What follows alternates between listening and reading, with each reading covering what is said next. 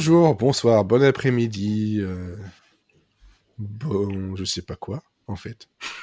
Je vais pas dire bonne journée, c'est trop tôt. On sait Hein même plus quel jour on est. on est exactement le mercredi. Voilà, non, bah, en tout cas pour ceux qui vont écouter dès la sortie, on sera mercredi. Nous, on est mardi, le 2 novembre 2021. C'est ça, ou 2020 bis, je sais plus. Saison 7, épisode 5. Ça, par contre, c'est sûr. Oui, c'est marqué en haut. Ouais, mais parfois j'écris et c'est pas le bon. Alors, c'est pas parce que c'est bravo. écrit que c'est vrai. Il ne faut pas croire tout ce qui est sur Internet. Il ne faut pas. Alors, exceptionnellement, et tant que sa connexion fonctionne, il y a Olivier qui est de retour dans un Monsieur Série Friends. Yeah, le retour. Ça fait C'est type plaisir. fou. C'est type Mais oui. fou. Voilà. Donc oui, c'est à cause de lui qu'on est un jour décalé. Bon, c'est pas très grave en même temps. Ouais. Bah Oh, oui, il parce sait que se c'est faire le week-end désirer. prolongé. C'est pour Ouais, la ça. bonne cause. Tout ça pour Mm. découvrir que mon vélo avait été volé, donc. Oh, les Super. salauds! Ah merde. J'aurais mieux fait de revenir un jour avant. Ouais. Mais il aurait été volé quand même. Non Ouais, seulement c'est- il aurait été volé, et en plus il aurait perdu un jour de vacances. Peut-être. Pas cool. Pas cool. Arrêtez de voler les vélos, Ah oui, s'il vous plaît. s'il vous plaît. C'est un message du gouvernement. Merci d'arrêter de voler les vélos. On a aussi Mathieu, Bonsoir! voilà, qui est en forme apparemment. Non, c'est fake it till you make it. Ah, parfait. Il faut se convaincre de ça, tout comme pour Elodie qui doit se convaincre qu'elle n'a pas de rhume, Tout à fait. qu'elle n'est Je pas vais décalquée. bien, tout va bien. Je suis gay, tout me plaît. Et Non, je ne ça, vois c'est pas moi. pourquoi ça n'irait pas. Mais ça- Merci Danny Boone pour cette incartade totalement improvisée. Je crois que ma connexion est dans le même état qu'Elodie, mais. La collection étant PLS et pas... Elle doit venir de chez SFR. Ah non, c'est plus le cas. Non. Non, et pourtant. Donc comme quoi. Bah, quand ça veut pas, ça veut pas. Hein. C'est ça, la technique. Parce que nous sommes un podcast depuis 2015 qui est en distanciel avant que ce ne soit cool. Hein, avant que ce soit la trend. C'est ça. Voilà. Et Tout alors le monde avant que nous ce a soit... imités après. C'est ça, tout le monde nous a invités. Jamais, mais absolument jamais égalé. Jamais. Cherchez pas. Tu peux pas tester. Comme disaient il y a longtemps les gens. En qui disent- 2015. En 2015. Même avant, je pense. On a un peu d'actualité. On a surtout regardé le pilote de Sex and the City, donc l'original, hein, qui date de 98, 98. Voilà, je vais faire les deux chiffres à chaque fois maintenant. Ça va un peu perturber les gens. Faudrait peut-être que je fasse pour les Suisses aussi avec les années 80. Faudrait que je vérifie. Ça va devenir compliqué. Ça Tu devient peux compliqué. aussi, après, dans les prochaines saisons, faire toutes les langues qui existent, mais ça risque d'être un peu long, quoi. Ça risque d'être un peu long. Et on a, si on a le temps, un peu de reco, peut-être une petite question, voilà. Le quiz, j'ai rien préparé, donc on verra. Je ferai pause, j'irai chercher un livre avec des questions. Non, c'est comme d'habitude. On est absolument préparé. Bah, surtout ce soir, ouais. Alors là, ce soir. Bref. Je tiens aussi à vous informer que vous avez vu un épisode en décalage, mais vous avez eu donc le 4e épisode du rewatch de The Orville à bord de l'USS Orville, donc quand même, vous n'étiez pas sans podcast.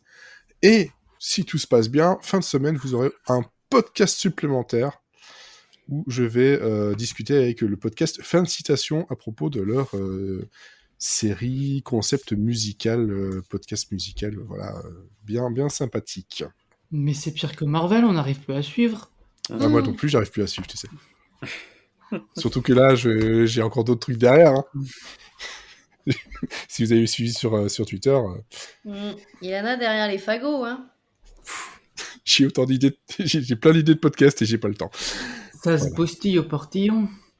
Exactement. Bon, à part les vols de vélo, les maladies, la fatigue, vous allez bien? À part la mort, est-ce que tout va bien? Oui. Bah ouais, moi je Oui. me dis qu'il y a des gens qui meurent de faim dans le monde. Ça me permet de.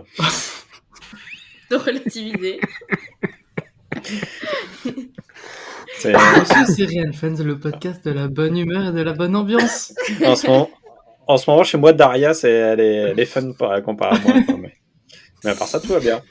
Ou alors, en fait, non. Tu es en train de fusionner avec Daria. C'est ça. Ouais. Voilà. Bah, envoyez de l'amour sur les réseaux sociaux. Voilà. Voilà, Sinon, envoyez de montez-le l'amour moi. sur les réseaux sociaux, sur Apple Podcast, sur Podcast Addict, sur utip.io. Voilà, envoyez de l'amour et des sous. C'est ça. Nous, c'est tout ce qui nous suffit. Ça- Hein. Surtout des On sous. vit d'amour et d'argent. Hein. Envoyez des sioux à l'arc.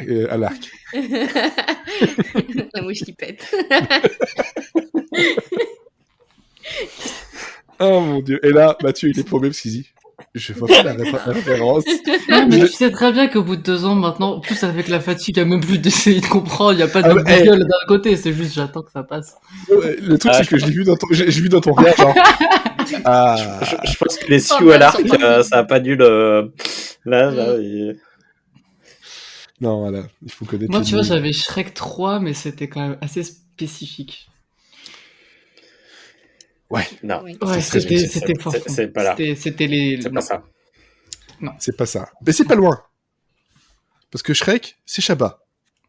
C'est vrai. Et Shabba, C'est c'est un les point commun. nuls. Donc, Tout est t'es lié. pas loin. Donc, j'ai une marge de progression, mais je suis sur la bonne voie. Ah ouais, effectivement. Ouais, De ouais, toute façon, ouais, ouais. de toute façon, dès que tu es vers Shabba, tout va bien. Oh oui. Mm. Tu ne peux pas te Bah, tromper. quand ça va, hein. Ah ouais. C'est ça.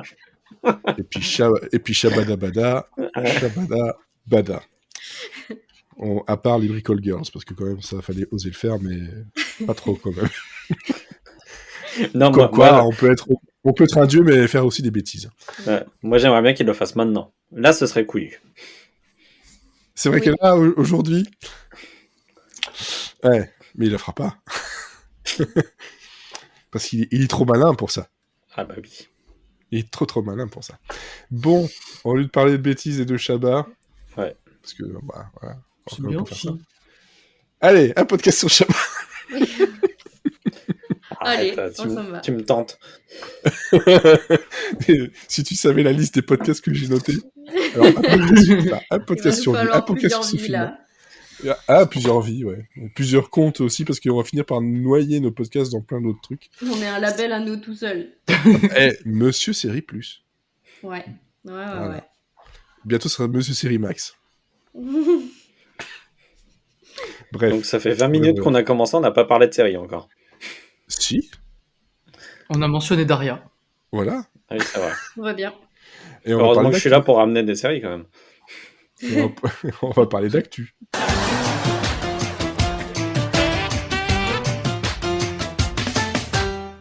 Hein. Ah ouais, vas-y. Bon, après Ça m'intéresse. voilà. Ça t'intéresse? Ah, tu vas un Ouais. peu d'actu. Alors, merci à Elodie pour ton fichier, hein, ça me fait gagner. Merci. Bah, de rien, avec plaisir. Hein. Alors, tu as noté, entre autres, que Showtime abandonne, ça commence bien, on abandonne une série, sa série sur John Rivers avec Catherine Hahn. Donc, Ils la se sont peut-être fait mini-série- voler leur vélo hein, aussi. Hein. Ça donne envie d'abandonner tout. Hein. Ça va aller, Olivier, ça va aller. Ça va aller. Donc, la mini-série biographique sur John Rivers n'est plus en développement chez Showtime. Donc, ça veut pas dire qu'elle est annulée complètement, mais chez Showtime, c'est... Ah non, mais si, c'est mort, là. C'est mort de partout, là. Ouais. Rien n'est jamais mort, tout à fait. Ça s'appelait The Comeback Girl, mais là, c'est The Bye bye, girl. Bye Bye Girl. Hein. C'est Gone Girl, mais c'est pas le film. Qui devait être produit par Catherine Hahn, donc WandaVision, qui devait jouer aussi le rôle principal. Je pense que le fait qu'il y ait une série pour elle, spin-off de WandaVision, a peut-être joué aussi un peu. Non, mais tu as vu la Attends, raison pour laquelle ils... Attends, je vais lire. Mais bon, Mm. toi, je pense que malgré tout, elle doit pas trop s'en faire. Oui, non, ça, elle est pas malheureuse. Alors j'aime bien comme tu dis que la nouvelle de la mini-série potentielle a éclaté en septembre. Ouais, comme une bulle. Voilà. Et en fait, c'est parce que les producteurs du projet n'avaient pas obtenu les droits de la vie de John Rivers, C'est ballot. qui sont détenus par la fille Melissa Rivers. Donc en gros, C'est même pas qu'ils les ont pas obtenus, c'est qu'ils les ont même pas demandé. Ah, c'est plus facile. Oui, Hein, si tu demandes pas, on peut pas te dire non. on peut pas te dire non. Bon, là, on leur a quand même dit non, mais... Donc voilà, bon. Donc si ça vous intéressait, un peu d'histoire de John Rivers voilà, dans les années 80, faudra attendre que Melissa Rivers, qui détient les droits, dise oui à quelqu'un, ou qu'on lui demande déjà, tout simplement. Oui, la politesse, je veux dire. La politesse, voilà, tout ça. Bon. HBO Max, donc on passe des Showtime à HBO Max, qui développe l'adaptation de Probability of Miracles. Donc c'est une mini-série basée sur le livre de Wendy Wonder, et donc la scénariste c'est Cathy Lovejoy, qui travaille sur, entre autres, de Alloy Entertainment, qui travaille sur reboot de Gossip Girl pour Warner Bros. TV. Mais en même temps, si c'est HBO Max, forcément, Warner Bros. N'est jamais très très loin. C'est la famille. C'est la famille, tout ça, t'as vu? Tant que ça s'appelle encore Warner Bros, parce que pour l'instant, ils sont dans une truc de rachat, tout ça, c'est assez compliqué, ça prend quelques années. Donc ils ont acquis les droits du livre, et donc ça va tourner autour de Cam Cooper. Eux, ils ont acquis les droits du livre, quoi. Alors, bravo. Oui, quand on ils ont demande, demandé. tout est possible. Ils ont demandé. Ils ont peut-être payé Ouais. aussi. Bah oui. Oui, Mais c'était une situation d'enchère entre plusieurs chaînes, plusieurs producteurs, et c'est eux qui ont remporté la mise. Voilà, ils étaient sur eBay.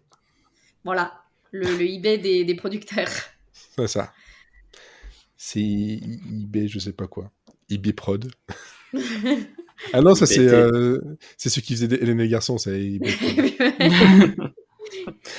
Alors la série donc tourne autour de Cam eBay téléphone Cooper. maison. Cam Cooper qui est donc âgé de 16 ans, et il est sec et sarcastique. Titre.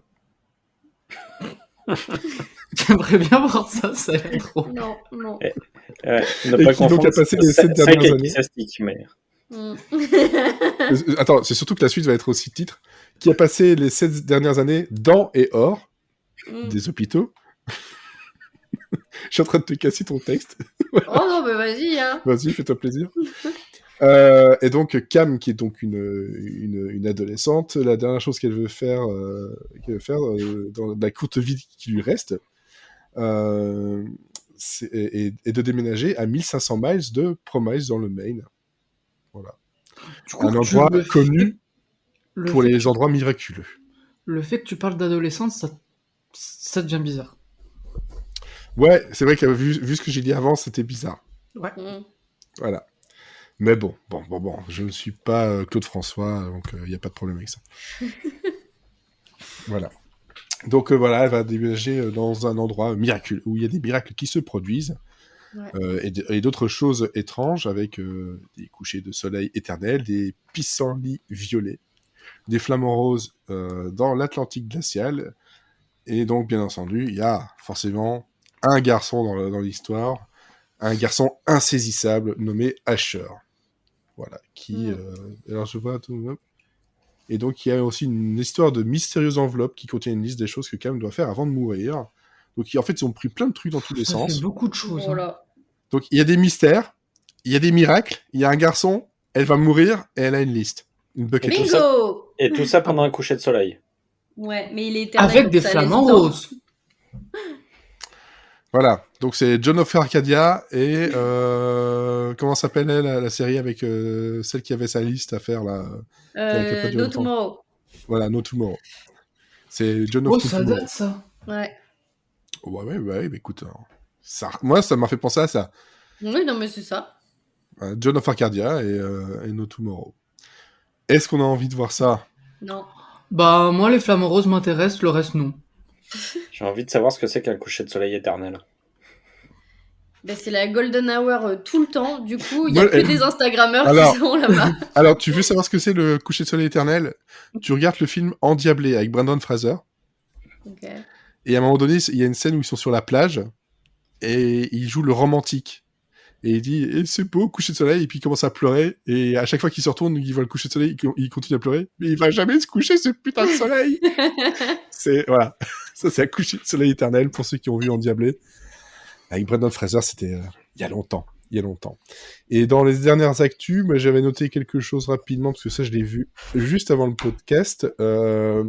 Donc il y a Johnny Galecki et John Quintance. Donc Johnny Galecki qu'on a notamment vu dans The Big Bang Theory, qui jouait Leonard, et donc John Quintance qui est un producteur notamment pour Will and Grace, qui sont en train de travailler pour Warner Bros, encore eux, sur une comédie multicam qui s'appelle OK, et qui se passerait donc dans les années 90, au tout début, dans une start-up internet avant AOL. Donc vraiment au tout début. Donc c'est Ah oui, c'est Silicon un Valley. rapport avec AOL quand même. Hein. Ben Parce oui, que et OK, quand et AOL. j'avais lu vite fait, je m'étais dit, ah tiens, ça parle d'AOL. Et puis après, j'avais lu, ah ok. Et donc ça parlera de ce groupe de jeunes entrepreneurs qui vont travailler ensemble, vivre ensemble, tomber amoureux les uns des autres, et ils vont essayer de changer la face du monde grâce à leur projet. Voilà, en gros, moi je vois un Silicon Valley dans les années 90. Ouais, c'est ça. Bon, ça Pourquoi sonne pas pas? mal. Pourquoi pas? Moi sur le papier, pourquoi pas? Après, encore une fois, J'ai envie d'essayer, quoi. bah, c'est le genre de plot qui moi m'intéresse bien, quoi. Le côté un peu workplace comedy dans les années 90 avec Internet, tout ça, ça peut être cool. S'ils pouvaient réussir à faire quelque chose de bien, ce serait vraiment bien, parce que c'est vraiment ce qui nous manque dans le paysage serial actuellement, quoi. Vraiment des bonnes sitcoms, workplace comedy et compagnie, on a envie de ça, quoi. Bah oui, des bonnes comédies, il y en a, des bonnes sitcoms workplace, il y en a eu, il y en a plus vraiment. C'est un peu compliqué. C'est un genre qui en ce moment n'est plus assez vendeur. Oui, puis je pense que voir les bons justement. auteurs ne se penchent pas là-dessus, quoi. Donc, Et je pense aussi que la mais bon, là, pandémie n'a pas dû aider. il y a un bon producteur. Visiblement, Johnny Galecki, il a l'air assez impliqué dans le truc, donc je pense qu'il va pas vouloir jouer dans un Voilà. truc trop pourri. Donc ça, franchement, ça me donne bien envie quand même. Donc ici, par contre, voilà, ils aimeraient bien justement surprendre tout le monde avec une vision de la sitcom façon d'essayer de réimaginer la sitcom des années 90 en plus. Ouais, non, c'est Donc cool. le projet en lui-même est sympa, et tout ça c'est pour donc Warner Bros, mais surtout pour CBS. Donc CBS, ces derniers temps, au niveau sitcom, c'est encore une des rares places où on en trouve. Ouais, et des pas trop mal Et d'ailleurs. en des plus. pas trop mal. Après, il y en a qui durent un peu trop longtemps pour leur bien. Ouais. Il y en a d'autres qui se rebootent en saison 2 et c'est pas trop mal. Genre Be Positive qui se reboot, enfin un soft reboot comme ils appellent ça. On a Wonder Years qui est pas mal non plus dans le genre. C'est vrai que CBS, ça reste encore l'une des rares chaînes network qui nous fait des sitcoms à la fois à l'ancienne, mais essaie aussi de moderniser le tout. Voilà, donc moi j'y crois quand même pas mal. Ils aiment bien le côté historique aussi, hein, CBS. Il y a les Goldbergs, on a Young Rock, qui est vraiment assez cool aussi dans le genre, donc why not? C'est pour ça que moi je l'ai noté, j'ai vu les deux noms et je me suis dit, ah, why not? Pourquoi pas? Alors, par contre, dans les nouveautés, Elodie, maintenant que tu t'es Ouais. mouchée. J'essaie de faire ça discrètement, merci. Ah, mais non, tu peux pas. Ah voilà. Donc du côté des nouveautés, on a IMDb TV qui continue son petit bonhomme de chemin dans la plus grande des discrétions et qui commande une nouvelle comédie qui s'appellera Primo. Et c'est intéressant parce que ça sera fait notamment par Mike Schur qui dernièrement était Et chez Serrano. Oui, qui était sur The Good Place et chez Serrano qu'on connaît pour The Ringer et pour pas mal d'autres trucs aussi. Ouais. Le problème, c'est que IMDb TV, bah, c'est disponible qu'aux États-Unis et Royaume-Uni, et que nous, pour l'instant, on peut se brosser. Du coup, du coup, de quoi ça va parler? Bah, ça sera ça sera sur la vie de Serrano. Donc, on suivra un adolescent américano-mexicain qui vit sa petite vie, qui doit gérer les normes culturelles, sa nouvelle vie à l'université, les attentes vis-à-vis de la société et de sa famille, et le fait d'être élevé par sa mère célibataire et ses 5 oncles. Voilà. Voilà. Une petite Bon. comédie familiale, quoi. Ouais, puis bon, moi je me dis que ça peut être sympa avec Mike Schur derrière. Puis Oui. J.T. Serrano est quand même quelqu'un qui n'est pas le plus mauvais niveau écriture. Et niveau comédie, il a quand même aussi une bonne base, une bonne culture. C'est aussi un grand fan de Scrubs. On l'entend assez souvent dans le podcast de Donald Faison et Zach Braff d'ailleurs. Donc ouais, non, moi je dis c'est cool. C'est vrai qu'après IMDb TV, c'est un peu compliqué quoi. Oui, Mathieu. Ouais, et moi j'ai envie d'y croire. Après, en ce moment, Michael Shore m'a pas mal déçu, alors que c'est un de mes showrunners préférés. Où vraiment, j'aime T'es absolument showrunner tout ce qu'il fait. C'est un de mes showrunners chouchou préférés. Mais j'ai pas Mike vu Schur. Rutherford Falls. Mais récemment, Q-Force, on va pas en parler, hein, parce que non. Mais donc j'espère qu'il va remonter un peu, faire des trucs bien, ça serait sympathique. Se consacrer à des projets intéressants. Bah, Rutherford Falls, c'était sympa, sans plus. Sunnyside, c'était nul. Sunnyside, il était pas Ça a été juste annulé au producteur? bout de 6 je sais plus. Mais oui, il était juste producteur, mais quand même. Enfin bon, voilà. Et Q-Force était producteur, mais il va pas produire cette daube. Donc, C'est vrai que là, ce serait bien dernièrement, ouais. qu'il... Dernièrement, Ah, écoute, caca on peut pas avoir que de bons points partout, tout le temps. Hein. C'est ça. Donc on y croit, mais on fait attention. Ouais. Yep. Du côté de Peacock, on aura une énième série qui s'appelle The Missing, mais qui n'a rien à voir avec toutes les autres séries qui s'appellent The Missing. Et ça sera fait par David E. Kelly, qui est dernièrement connu pour avoir fait Big Little Lies et encore plus récemment Nine Perfect Strangers. Et ça sera basé sur un roman de l'écrivain israélien Dror Amishani, qui s'appelle The Missing File. Et donc David Ikili sera le scénariste, mais également aussi le showrunner et le producteur exécutif. Et ça suivra l'histoire Et le d'un... préposé au café. C'est ça, il fait tout, il est le stagiaire en même temps. Et ça racontera l'histoire d'un détective du NYPD, Abraham, dont la croyance en l'humanité, sa super puissance lorsqu'il s'agit de découvrir la vérité. En gros, il est guidé par sa spiritualité, ses principes religieux, et il va devoir remettre en question toutes ses croyances quand il va être face à une enquête apparemment routinière, mais qui ne l'est pas tellement finalement. Alors Voilà. moi j'ai 2 questions face à ça. Ouais, La première, est-ce qu'il y aura Nicole Kidman? c'est pas Parce que ça, prévu. jamais 203. Et la deuxième chose, c'est comme Mike Schur, tu nous as pondu Big Little Lies, si c'était après pour nous pondre Nine Perfect Strangers, c'était pas la peine. Donc je te conseille plutôt, David E. Kelly, si tu me permets, de faire une petite sieste, j'en ai besoin, tu en as besoin. Et après tu reviendras vers nous pour nous proposer des choses de qualité, parce que j'ai subi les 8 épisodes de Nine Perfect Strangers et c'était un supplice du début à la fin. Mais personne t'a obligé. Mais je voulais voir jusqu'où ils allaient aller dans leur connerie. Et ils sont allés loin! Loin! Ah, le hate watching. Oh là là. Le hate watching. Je l'ai fait, mais vraiment, je suis arrivé au bout du dernier run, je dis, je vois encore une vision de fruits dans un mixeur, je pète un câble. J'en en pouvais plus. C'est un jeu à boire en fait. Ah, mais j'aurais été comme éthylique là, c'était plus possible. Ouais. Bon, on finit sur une bonne nouvelle. John Hamm revient à la télévision, même si on ne le verra pas, on ne fera que l'entendre, Oh, puisque c'est déjà bien. puisqu'il Bah, aura vu la voix qu'il a, ouais, c'est déjà pas mal. Ouais, grave. Ah, attends, John Hamm, par contre, pour ceux qui veulent le voir, il était dans le premier pilote de la dernière saison de Curb Your Enthusiasm. La saison Ah. actuelle. Il joue son propre rôle, Mais il y est. mais il y est. Ok. Il Et n'a bien pas une là tête où de on jambon. fera... Mais c'est comme ça que je l'appelle. C'est comme Jean Dick Jambon. Wolf, c'est Biclou, lui c'est Jean Jambon. Ouais. Ce qui me fait rire parce qu'en fait, nous, on a un ministre flamand qui s'appelle Jan Jambon. Donc en fait, c'est John Hamm aussi. Moi, je cherchais une blague sur Erta, mais j'ai pas trouvé. Bah, continue de chercher.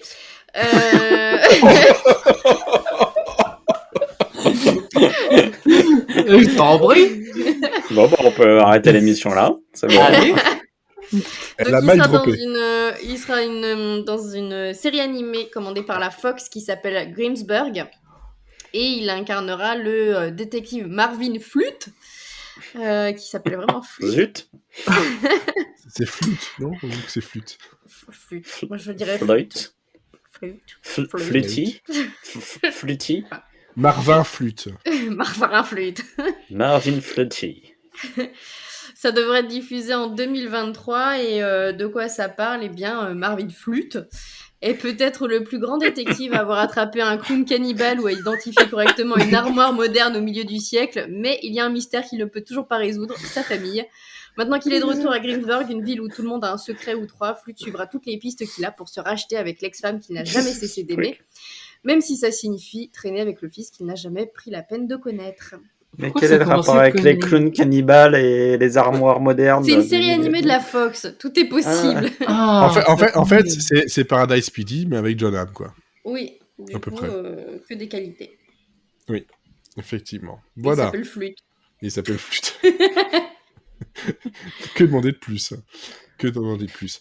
Alors, dans les renouvellements, on a... Alors déjà, on apprend qu'il y a eu une saison 1 pour Day of the Ancient, donc Dota Dragon's Blood, sur Ouais. Netflix. Donc une Ouais. série adaptée du jeu vidéo de chez Valve, où un chevalier dragon troublé mais plein de bravoure est déterminé à se débarrasser d'un démoniaque fléau. Ça me dit quelque chose. J'ai regardé ce truc, je sais plus. Si, mais ça a été... il y a eu vachement de promos pendant à peu près une semaine et après tout le monde l'a oublié. Comme tout sur Netflix. Ouais. Alors, on a aussi... Là, par contre, on n'a pas de date, et ça, c'est dommage, mais Marvelous Mrs. Maisel, la saison 5 sur Amazon. Et ça, c'est bien, j'ai hâte de pouvoir la retrouver, parce que ça commence à me manquer quand même beaucoup, beaucoup. Ouais, en espérant que la 4 soit meilleure que la 3. Ouais, la 3, il y avait des trucs bien, quand même. J'ai fait chier. Hein. Merci Olivier pour ton avis constructif. Bah, Et Dieu sait si je vénère les 2 premières saisons, mais alors la 3... Voilà, ce soir on est tous très fatigués. Les seuls avis que vous aurez pour les recommandations, c'est je me suis fait chier. Ah, bah, de toute façon, attention avec cette City. Bah, Ouais. le problème d'une série comme Mrs. Maisel, c'est que si tu commences à te faire chier, ça part en cacahuète quand même. Parce que tout se joue sur le rythme, tout se joue sur la drôlerie, se joue sur la... Si t'as pas ça, c'est... Bon, on faudrait que va avoir un redébut avec la 4. Oui, je pense. Parce que je pense que Vu même comment eux, se ils terminer sont... la 3, Oui, je pense que même eux, ils se sont aperçus ouais, ils ont eu le temps. En plus. qu'ils avaient... Ouais. On va croiser les doigts, et tout ce qu'on peut croiser. Qu'est-ce que tu peux croiser? Comme disait Les Schwarzy, orteils. Ah, t'as des doigts, croisez-en un max. Quel philosophe, ce Charzy. Ah ouais. Alors, Elite, une saison 6 sur Netflix. bon, on va avoir des tweets rigolos quoi. Voilà. Alors, ça, c'est vraiment... Succession, une saison aucun 4 intérêt. pour HBO. Ça, c'est très gros intérêt. Hein. Ouais, parce que je me suis dit, je fais, merde, au moment où je finissais ma phrase, t'as fini, t'as aucun intérêt. Je fais, quoi? Et alors, on en avait déjà parlé la dernière fois, je pense, mais je rappelle, parce que ça fait toujours du bien de dire que c'est annulé. Pas de saison 2 Ah pour ouais. White de la semaine. Et voilà. Qu'est-ce que Casse-toi c'était nul. du con. Bref. Et le programme, bon, ça, peut-être pas le faire. Bon, déjà que la semaine est bien Si. entamée. La saison, donc, Dexter, la nouvelle saison, Ouais. va arriver... Dimanche. ouais, dimanche, mais elle va arriver sur Canal d'ici décembre, si j'ai bien C'est un mois vu. après. Voilà. Donc oui. Voilà. Comme ça, on a fait le tour de l'actu. Si, il y a, Et il y a, oui, il y a, à toi, il y a- ton il y a truc. Zoé Extraordinaire et Playlist, le téléfilm, on sait pas si c'est de conclusion ou pas, qui va être diffusé le 1er décembre sur Roku. On sait pas ce que c'est Roku, mais on est content. Qu'est-ce que c'est gros coup? Bah attends, de toute façon, moi en ce moment, c'est la collection à tous les noms de services plus cons les uns que les autres. Toby, Roku, On dirait un pigeon. on va avoir Clatu. On dirait une maladie, on dirait une IST. C'est ça. Je sais pas, on va avoir des noms comme ça. En fait, c'est des noms de Pokémon, quoi. C'est ça. Et après, ils évoluent. Pika Pika. Pika Pika Plus après. Non, mais Pika Plus. Roku, en fait, c'est que c'est à la base, c'est une marque de Bah, de comme lecteurs. Apple TV, quoi. C'est un lecteur enregistreur. pneus. Oui, voilà, et donc ils ont lancé leur service. Enfin, ils ont surtout un catalogue, mais ils ont très peu de trucs originaux, en fait. C'est la Roku. Si jamais on voit une série de Roku, on pourra faire des recommandations. On pourra Et si jamais roucouler ça tous les ferme, on pourra dire que roucoule.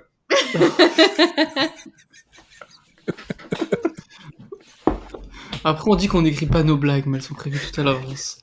Absolument pas. Allez. C'est pire, ce serait honteux si on les écrivait à la fin. Et le président de Roucou. Je crois que je vais aller J'ai me honte. recoucher, moi. Voilà. C'est l'autre, la Weasley d'Harry Potter, c'est Roucou.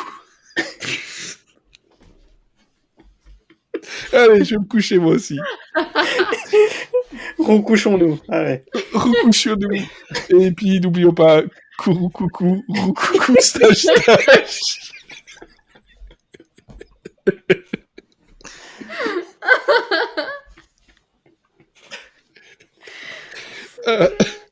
T'as bien fait de pas prendre de bière ce soir. C'est naturel maintenant. Mon sang est composé de bière de toute façon. Il est tombé dedans quand il était petit. Et c'est ça. C'est pas si faux. Ouais, il est belge. Hein. C'est vrai. C'est génétique. C'est ça. Non, c'est congénital, non, c'est congé trop bu. Alors, c'est pas de moi. Ça, c'est de Pierre Dac. Et voilà. Il faut quand même citer les sources. Bon. En parlant de sources et cités et tout ça, on va moins rigoler maintenant parce qu'on va parler de Sex and the City, le pilote.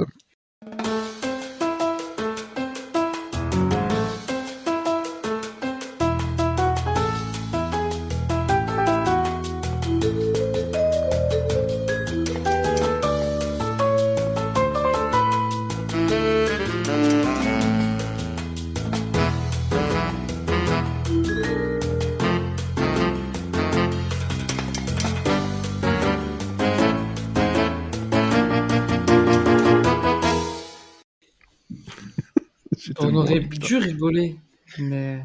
Alors, Sex and the City. Vous avez peut-être déjà entendu parler du nom, vous avez peut-être déjà vu la série, vous avez peut-être vu des films très oubliables. C'est une série donc de Darren Star. Voilà, Darren Star à qui on doit dernièrement Emily in Paris, mais aussi Beverly Hills, Younger. Globalement, voilà, toujours à peu près la même série depuis 30 ans. Et donc, Sex and the City, ça parle de quoi? Ça parle de Carrie Bradshaw, qui est comment dire, pas une journaliste. Une chroniqueuse. Une chroniqueuse, là, plutôt, qui et qui a un ami, c'est une grosse niqueuse.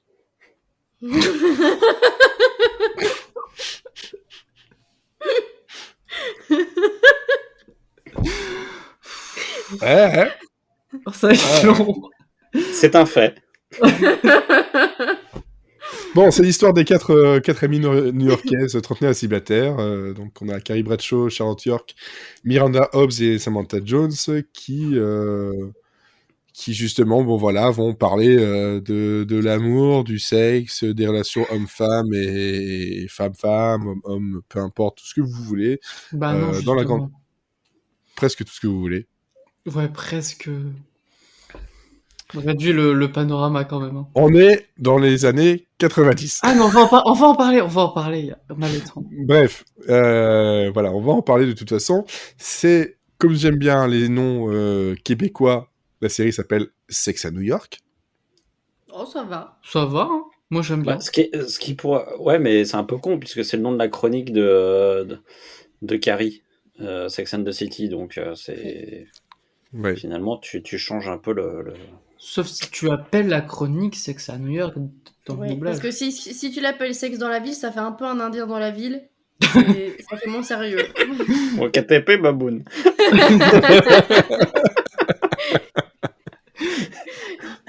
Putain. Ah là là, les vieux vont se faire plaisir, les jeunes vont souffrir. Moi j'ai compris la référence. J'ai compris. Ah bah dis donc. Donc, Et donc on l'a c'est une série qui a eu 6 saisons, donc qui a commencé le 6 juin 98 et qui s'est terminée le 22 février 2004 sur HBO.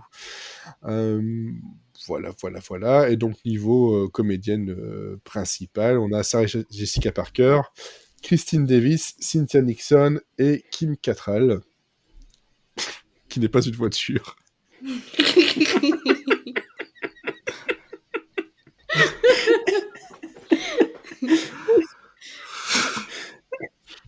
Pourtant, c'est un garage habitant.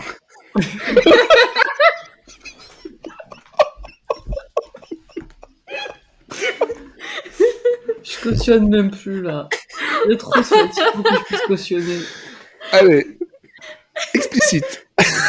C'est bon. Bon, et donc tout ceci est une C'est série son de- personnage, hein, je sais pas du tout. Je connais Oui, pas non. personnellement. Non, c'est vrai. Après, bon, vu voilà, les films qu'elle a fait, elle est souvent dans ce genre de rôle, à part dans Police Academy, quand elle était dans Police Academy. Et oui, elle y était dans le premier. Donc c'est donc tiré du recueil de chroniques écrites par la journaliste Candace Bushnell, qui donc s'appelle Sex and the City. Et donc justement, voilà, c'est un peu une chronique un peu anthropologie, voilà, rapidement quoi. Et pourquoi on en parle, Frédéric? Je sais pas. Mais si, Je sais plus. mais si, parce qu'il y a un reboot qui arrive. Il y a un reboot qui arrive, mais on a vu juste avant d'enregistrer qu'il y a la version remasterisée Blu-ray qui sort le 3 novembre. Donc au moment où on écoute ce Waouh. podcast. Et ça, on l'a pas fait exprès. Et dans C'est 30 beau, secondes, on ça. va vous dire surtout ne vous jetez pas dessus. Mais C'est pas un Voilà. reboot, Si, si. c'est un revival. Ouais. Enfin, j'ai dit une bêtise. Moi, je défendrai Sex and the City jusque ma tombe. voilà, Ouais, faut c'est ce qu'on bien attend. séparer le pilote du reste de la série, même la saison 1 du reste de la série. Globalement. Ok. Et ça, on va en parler. Donc là-dedans, Olivier, toi, tu avais déjà vu la série. Oui, plusieurs fois. Mathieu, Non. pas. Et donc Elodie, non plus. Non. Voilà, donc on est parité, voilà, 2 personnes qui l'ont vu, qui la connaissent bien, ou suffisamment en tout cas, et 2 qui n'ont absolument pas vu, qui ont découvert dans une qualité d'image VHS admirable. Dégueulasse. Pour une fois qu'on regardait un truc légalement, C'est clair. c'est moche. Bah, de toute façon, voilà, moi en DVD, voilà, c'est de la qualité de VHS avec une image sur laquelle on a mis de la vaseline pour rendre ça flou. Ça passe mieux. Bah, ça fait téléfilm porno de M6, donc c'est bien, c'est voilà. Mais ça glisse tout seul. Et effectivement, ça glisse tout seul. Est-ce que le pilote a glissé tout seul? Alors, globalement, on va dire que à 3 voix contre 1, ça a eu quelques accros, même pour moi qui aime beaucoup la série, qui connaît bien la série.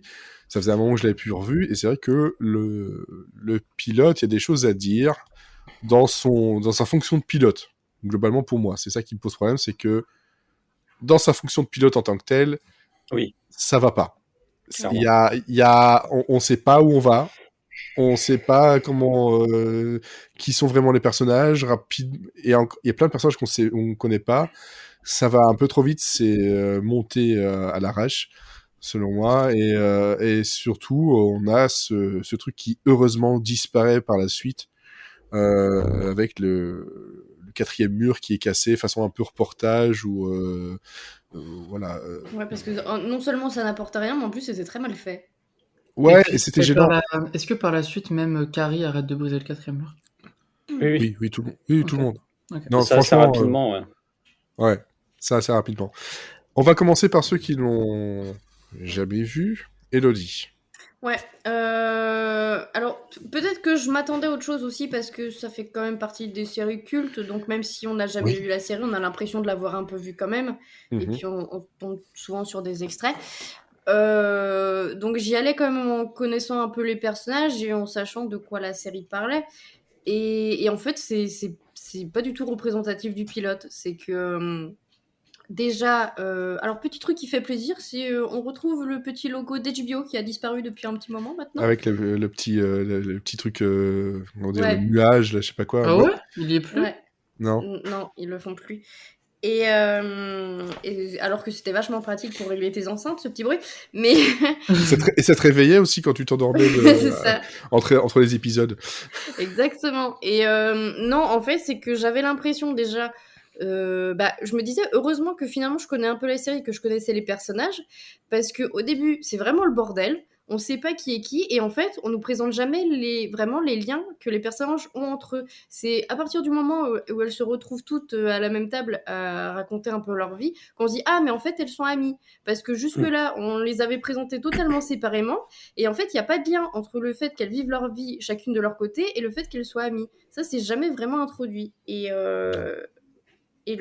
ça parle beaucoup, en fait. Ça ne fait que parler. C'est que vraiment, à un moment donné, je comptais les scènes et je me disais, il n'y a pas une seule scène où tu as un plan de coupe ou quelque chose où ça s'arrête de parler. Vraiment, ça ne s'arrête jamais. Et je trouve ça hyper fatigant à regarder.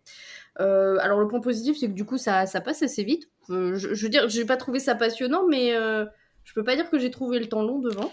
Puis il faut aussi parler d'un avantage, c'est que c'est une série qui dure 30 minutes. Oui, déjà. Et en fait, Pilote mon fait autre 26. problème. Ouais. Oui, c'est ça, c'est entre 25 et 30 minutes, mais voilà, c'est le format comme HBO encore maintenant avec ses séries.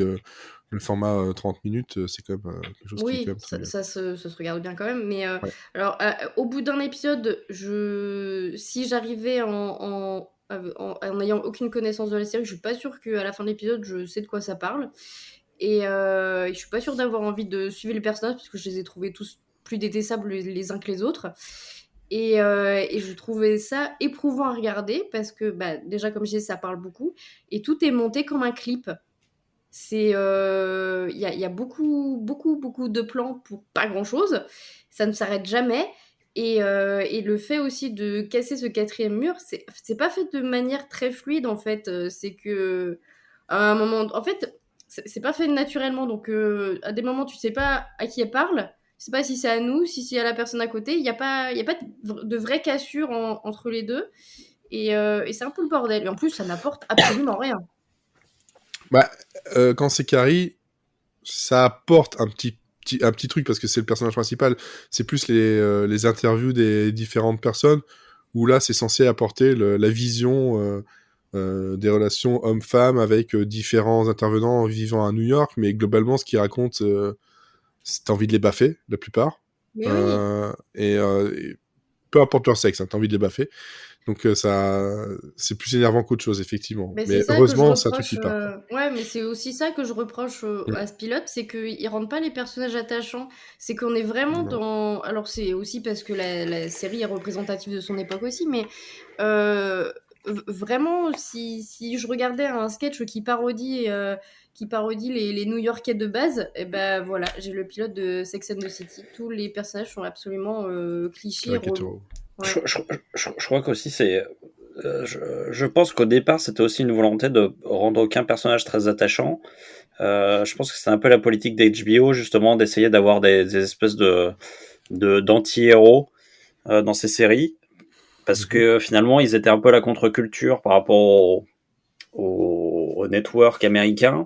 HBO, c'était la seule contre-culture qu'il pouvait y avoir. Et je pense que globalement, dans leur série de cette époque-là, c'est surtout des anti-héros. Il y a rarement de vrais héros comme on peut voir dans d'autres séries de l'époque sur les networks. Donc, c'est le but de la série, c'était de provoquer quand même. Donc, Ouais, mais c'est pas la seule série d'HBO que j'ai regardée de cette époque, et même s'ils ont des anti-héros, t'as non, toujours un mais petit truc qui fait que tu comprends leur motivation et en que fait, tu t'attaches un peu à eux. en fait, le truc, c'est que c'est vrai que sur ce côté-là, moi, c'est vraiment le type de personnage que je déteste. Et en fait, c'est vraiment sur la durée de la série que je vais finir par les apprécier. Et encore, je vais pas apprécier toutes leurs facettes.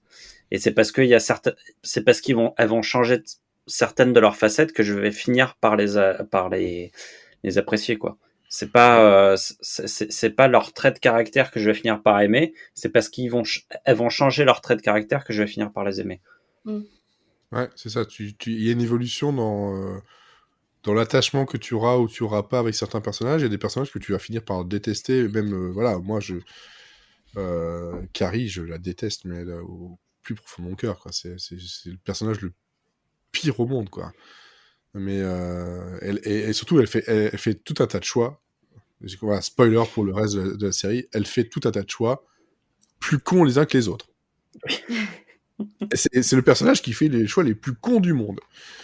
Donc heureusement, il reste les trois autres du quatuor, quoi. Franchement, voilà. Et toi, Mathieu? Je vais pas répéter ce qu'a dit Elodie parce que je partage à peu près le même avis. Ouais. À la différence que je me suis rendu compte très vite dans le pilote que ça allait pas me plaire ce qu'on me proposait là dans cet épisode. Ouais. Donc j'ai fait 2 choses. La première, c'est que je l'ai lu comme un produit de son époque. Du coup, j'ai direct pris de la distance pour plutôt l'analyser que l'apprécier parce que je sais que ça allait pas être le cas. Et j'ai poussé le visionnage un peu plus loin. J'ai regardé le 2e épisode, ça m'a pas plu du tout. C'était pire que le pilote. Et parce que là, je savais ce que j'allais regarder, et c'était vraiment la continuité, et l'intrigue en plus m'intéressait même plus. Donc j'ai fait, bon, bah laisse tomber, mais on me dit que c'est une série culte, je veux comprendre pourquoi. Donc j'ai poussé, j'ai regardé un peu les épisodes cultes, on va dire, et j'ai regardé du coup l'épisode 9 de la saison 1 sur le lapin vibromasseur, qui m'a un peu plus plu, parce que ça abordait des thèmes que maintenant ils sont complètement banals, mais qu'à l'époque c'était Ça faut totalement rappeler que c'était avant les révolutionnaire. années 2000. Voilà, donc là j'ai compris ce que la série voulait faire. Mhm.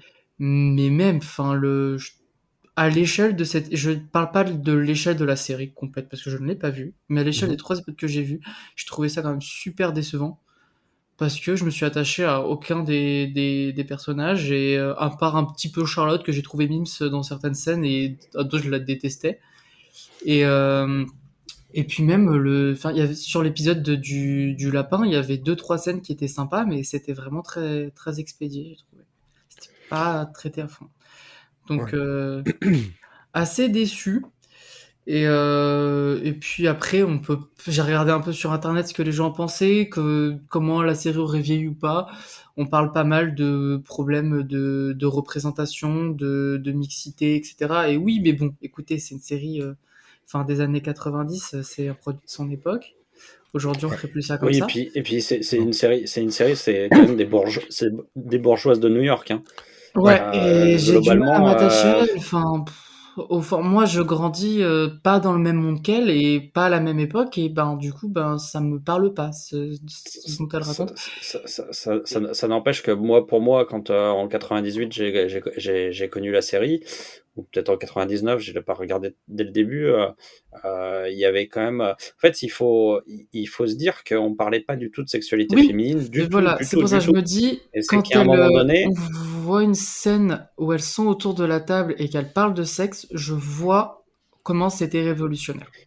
Et je me dis, c'est cool, je vois la et série comme un cheminement entre plusieurs autres séries, vraiment le chemin qui a été parcouru pour arriver où on en est aujourd'hui et où on ira. Mhm. Mais Et il faut ouais, le personnage de Stanford, par exemple, c'est quand même un personnage gay qui est quand même qui sortait des clichés de l'époque, qui sortait, c'est un personnage pour lequel ils ont mis de l'émotion. Et il y avait peu de personnages gays à l'époque qui avaient, pour lesquels on créait de l'émotion, en fait. Souvent, Ouais, c'était c'est ça. le sidekick qui est un peu marrant, machin et tout. Alors que lui, il y a un vrai truc qui se dégage de lui et qui, à l'époque, était vraiment intéressant pour nous, quoi. et ben sur les 3 épisodes que j'ai vus, je suis pas d'accord avec toi parce que je me suis dit: «Bah tiens, je vais m'intéresser à ce personnage-là du coup» et j'avais envie de le baffer tout le temps, enfin il m'a, Mais non, mais oui, mais c'est parce que c'est toujours pareil, c'est que c'est une bourgeoisie new-yorkaise. C'est pas des gens du peuple, hein. C'est pas nous, hein, ces gens-là. Donc ils ont une première couche qui est cette couche-là, et après t'as l'humain. Mais l'humain, il va arriver sur la durée, en fait. C'est pas quelque chose qui, à partir du moment où tu prends c'est comme les personnages euh, d'un auteur d'américain dont je ne me souviens plus le nom, et en fait qui est vraiment que dans la finance, que dans les trucs comme ça, et en fait au fur et à mesure de ces livres t'apprends à les connaître et à comprendre qu'il y a quelque chose derrière, et le problème c'est que t'as presque une saison d'exposition avant, et encore peut-être même plus, hein.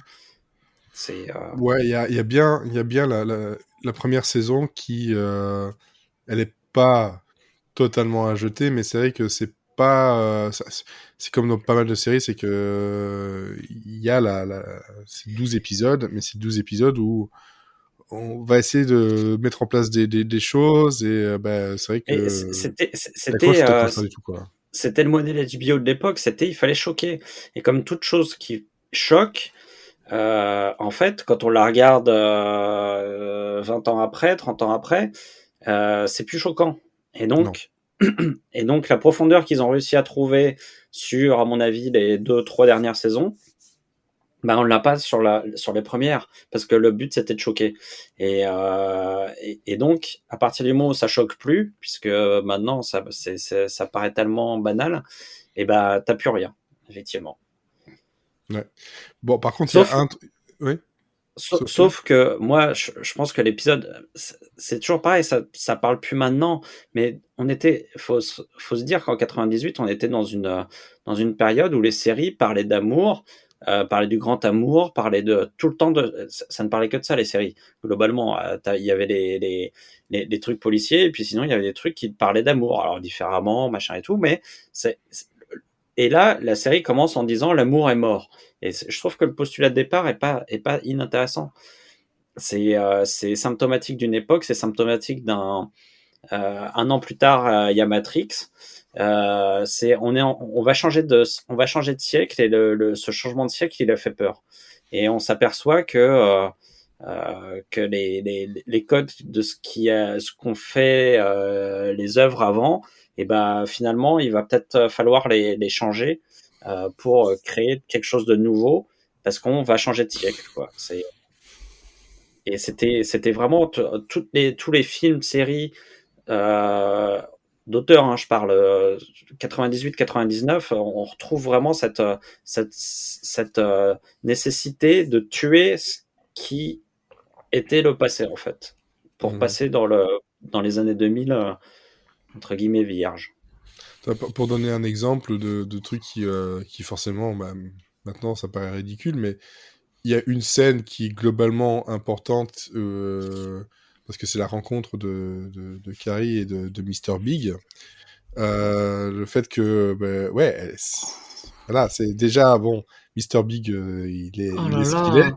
mais le fait qu'elle renverse comme ça, pour HBO en tout cas, le fait qu'elle renverse son sac et qu'en fait il y ait plein de capotes dedans, bah, pour l'époque, c'est-à-dire, bah, ouais, bah, voilà, il y a le côté aussi, il faut pas oublier que c'est l'Amérique puritaine. C'est une femme qui renverse en pleine rue à New York des préservatifs, tout ça, machin, et qui globalement assume. Elle est plutôt perturbée par lui plutôt que par ce qui vient d'arriver, en fait. Mais après, bon, la scène en elle-même, avec le recul, c'est vrai qu'elle est... Elle est super cringe. Ouais, bah, c'est Mr. Big qui cringe, il est comme ça. Ouais, Ah, bah lui, par mais exemple, c'est typiquement le genre de personnage que j'ai jamais aimé du début jusqu'à la fin, Ah quoi. non, Mais- non. Mais lui, il n'a Moi- aucune évolution. je parle moins du qu'est-ce que la série a été et qu'est-ce qu'elle est aujourd'hui. Je parle pas de ça, mais du côté culte de la série. Je me suis dit, ah, c'est Big. C'est un personnage que je connais alors que je ne l'ai jamais vu. Et Ouais. je l'ai vu dans 3 épisodes et j'ai fait, attendez, c'est ça, Monsieur Big? C'est ça, Mais dont Ouais, on mais- parle? Parce que c'est... le problème, selon moi, c'est vrai que c'est culte, et quand on va te parler de la série, on va toujours te parler de Carrie et de Mr. Big, parce que c'est un alors, truc c'est les deux trucs les plus inintéressants du monde. Et en fait, c'est le truc qui vont sortir parce que ça a été très utilisé, mais c'est le truc le plus chiant du monde dans la série. Il y a Ouais, ça. des personnages qui sont beaucoup plus intéressants, des passages qui sont beaucoup plus intéressants. Par exemple, voilà, Miranda, elle va avoir des relations assez compliquées. Charlotte, ça va pas être facile non plus pour elle toujours. Moi, j'adore Samantha, parce Moi qu'elle est aussi, c'est elle est mon absolument personnage géniale. préféré. C'est le personnage le plus libre que tu pourrais avoir. Mais Carrie, En fait, elle est chiante. Elle est chiante à mourir. Et Mr. Big, ben, c'est le mec qui, aujourd'hui, tu le reprends, mais il se prend un procès, en 5 secondes, quoi. Pour plein de choses. en fait, ce qui est intéressant avec Sex and the City, c'est que ça, moi, dans l'évolution de la série, c'est que au début, ils ont révolutionné la sexualité de la femme en l'exprimant de manière très ouverte et en disant qu'elle pouvait exister. Donc ça, c'était au début. Et en fait, sur la fin, sur les deux dernières saisons, Mhm. ils ont révolutionné une autre chose, c'est qu'ils ont parlé de la vieillesse des femmes. Ouais. Et notamment, pour le coup, Samantha, euh, toutes ces storylines des 2 dernières saisons sont vraiment axées là-dessus et sont hyper intéressantes et ils sont hyper bien vus et ils y vont de manière très lucide et très franche et il me semble assez juste. Et Ouais. moi, j'ai souvent été ému par ce personnage qui vieillissait. Et en fait, on avait l'habitude de voir des séries où les gens ne vieillissaient pas. Où il y avait les enfants qui grandissaient, mais les parents ne vieillissaient jamais.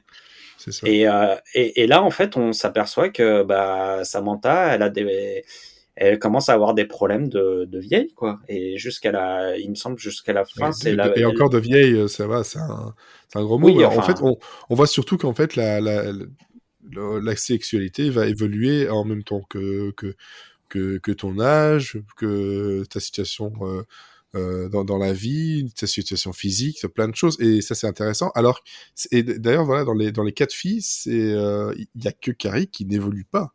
Elle est de non. pire en pire. Ouais, C'est de pire en pire. Et voilà, sans spoiler la fin, mais la fin, elle est d'un ridicule pour elle. Tu t'en fous, t'as juste envie de les baffer, quoi. Alors que je te dis, voilà, c'est ça le problème de la série culte, et c'est souvent ça que je râle quand je vois un article qui en parle, série culte, et qui vont te c'est sortir clair. ça. Je dis, mais il y a tellement de choses plus intéressantes à sortir.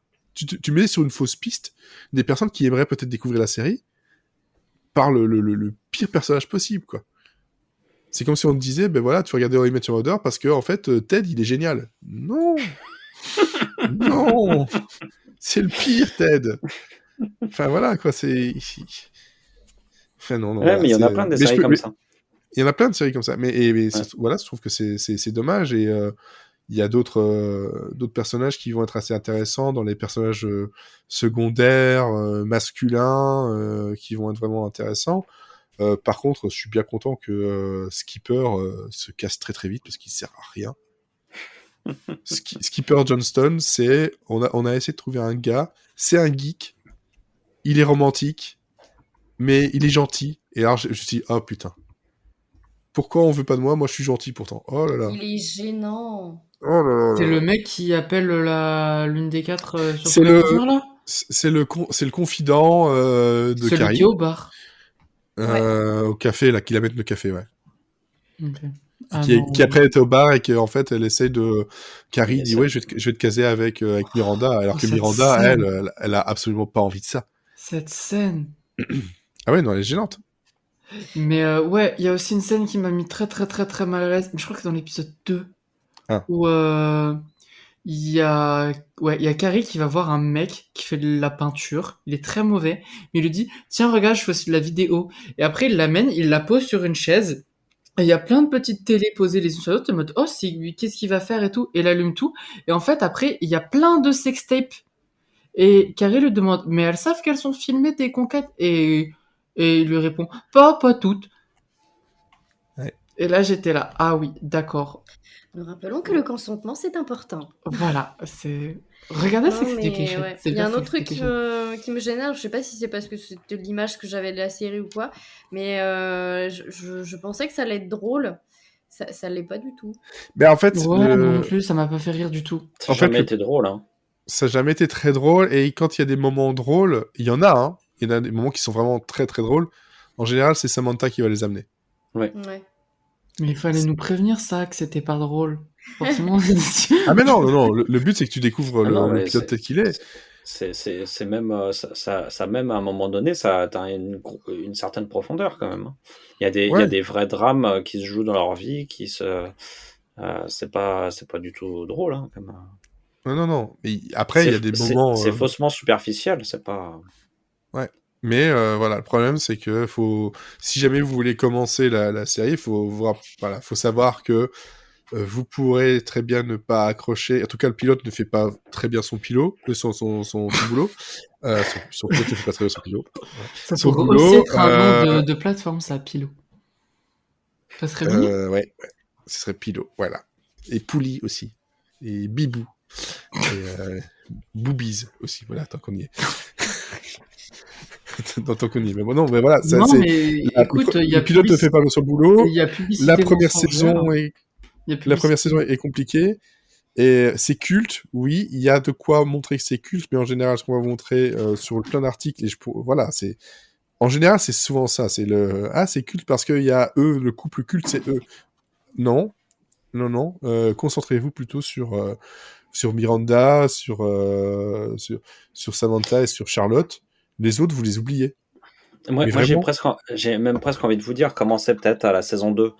C'est pas une série on a besoin, c'est pas un feuilleton, hein. Les épisodes, ils sont très thématiques. Chaque épisode, c'est un thème. Et en fait, finalement, si on les suit pas dans l'ordre, à part l'histoire d'amour entre Big et Carrie, qui sont inintéressantes au possible. au début, ouais. au début, il n'y a pas tellement de fils rouges. Commence à y avoir des fils rouges sur la fin. Quand les couples commencent à se former, mais au début, il n'y a pas de couple. Donc, de toute façon, c'est pas grave. Moi, je pense qu'à l'époque, j'avais pas commencé par l'épisode 1 et je l'ai regardé un peu dans un ordre aléatoire, quoi, parce que ça passait très tard le soir. Et donc, je regardais un et puis une autre fois un autre qui avait rien à voir. Et ça m'empêchait pas de suivre le truc non plus. Donc, moi, je pense que commencer à la saison 2 est faisable. Je On plus comprend, hein. sois parce que pour quelqu'un qui n'a jamais regardé la série, je dis pas qu'il n'y a pas des trucs intéressants en saison 1, mais de passer de l'épisode 2 à l'épisode 9, j'ai tout compris, j'ai pas eu l'impression d'avoir loupé une évolution de personnage ou quelque Ah chose non, de non. flagrant. non, parce que quoi. Enfin, vraiment, c'est vraiment sur le thème des pas de souci. chroniques, en fait. C'est chaque épisode est un thème de chronique. Donc, de toute façon, ils vont parler de quelque chose d'autre. Et par contre, un conseil, évitez de regarder avec vos parents, là, puisque le seul épisode que j'ai regardé avec ma mère, c'était celui qui parlait de masturbation et de manière assez cash. Écoute, ce week-end, j'ai regardé l'intégralité de Normal People avec mes parents et ça s'est bien passé. Suffit de te prévenir avant, c'est tout. Oui, mais alors c'est différent, ça. C'est pas la même chose. Si tu veux, quand t'as Samantha qui parle de masturbation, c'est pas la sensualité de Normal People, quoi. Non, c'est vrai. C'était. Le problème, c'est que ça renvoie à des choses trop vraies, en fait, Sex and the City, parfois. Pour regarder avec les parents. Oui. Effectivement. Donc voilà, comme ça, vous avez compris que Sex and the City, c'est une série culte pour bien des raisons, par rapport au moment où elle a été créée, par rapport à ce qu'elle a apporté par la suite, qui maintenant est peut-être compliqué de toute façon à découvrir maintenant. Faut faire l'effort sur pas mal de points, mais voilà, on vous aura prévenu. Sachez en tout cas que il y aura un effort à faire dans très peu de temps, c'est que la qualité de l'image, j'espère que le remaster sera de qualité, parce que c'est vrai que la qualité VHS de la première saison, elle pique aux yeux, mais vraiment. Et en 4 Ouais, tiers, ça me dérange pas tant que ça, mais c'est vrai globalement, que... je pense que même avec une. C'est très mal filmé, quoi. Et comme tu le disais, c'est très mal monté aussi. Donc c'est Ouais. le problème, c'est que je pense que t'auras beau remettre une image d'équerre, franchement, Oui, ça n'enlèvera rien en fait que le j'arrive pilote est pas. mal monté. De la même manière qu'on n'arrive pas à saisir les tenants et les aboutissants du truc, je trouve que j'arrive pas à saisir quel style ils ont voulu mettre à ça, quoi. On est Ouais. entre le fort portage, on est entre la série normale, enfin, on sait pas trop, c'est assez étrange, quoi. Ouais, Donc, en fait, il y a plein de choses en saison 1, et surtout dans le pilote, qui vont très vite disparaître pour le bien de la série, vraiment. Et heureusement, la saison 1, c'est la plus courte, elle dure 12 épisodes, de 25 à 30 minutes. Après, on a des saisons de à peu près 17-18 épisodes, donc je vérifie. Ouais, c'est ça, on a toujours à peu près 18 épisodes par saison jusqu'à la saison 6. La Donc, saison 5 est très courte. Je vérifie. Donc, voilà, saison 6, elle en a 20. C'est pas non plus des... voilà. Maintenant, c'est vrai que ça paraît long par rapport aux séries qu'on a. La saison... Ah ouais, effectivement, la saison 5, elle a que 8 épisodes. Alors, je sais plus pour quelle raison, par contre. Je l'ai regardé. C'est parce que Sarah Michelle, pas Gellar, non. Sarah Ça, Michelle Parker. Sarah Jessica Parker. Sarah Jessica Parker. Ouais, Sarah était enceinte. Voilà. Et par contre, enfin, si on en revient à par exemple, en 2004, quand la série s'arrête, s'il y a une série comme The L Word qui peut commencer à ce moment-là, c'est, à mon avis, grâce à Sex and the City. Alors, c'est sûr que c'est une série qui n'est pas forcément très inclusive comme on peut l'entendre de nos jours. Par contre, c'est une série qui a ouvert des choses. Et en fait, Elodie, quand tu disais que ça parlait beaucoup, en fait, le truc, c'est qu'à l'époque, ce qui était assez révolutionnaire, c'est que c'était des femmes qui parlaient. Et dans les séries, dans les trucs comme ça, les femmes, elles parlaient pas. Ou alors, elles parlaient pour dire une connerie, ou pour faire la nunuche, ou pour... Et là, tout d'un coup, on a des femmes qui parlent vraiment, qui parlent entre elles, parce qu'il y avait beaucoup de séries où les femmes ne parlaient pas entre elles, à part quand elles étaient rivales.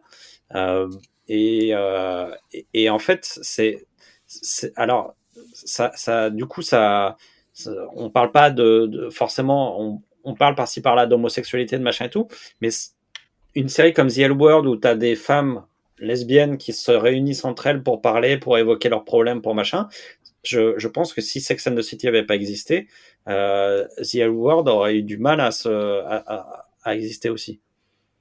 Ça a quand même C'est participé à une série qui a certaine préparé les libération de la esprits. parole. Ouais. Moi, je pense que c'est ça qui fait son statut culte. C'est que ça a laissé une trace, une longue traîne quand même derrière. Après, effectivement, elle a plein de choses sur lesquelles on peut la critiquer, sur l'inclusivité, sur...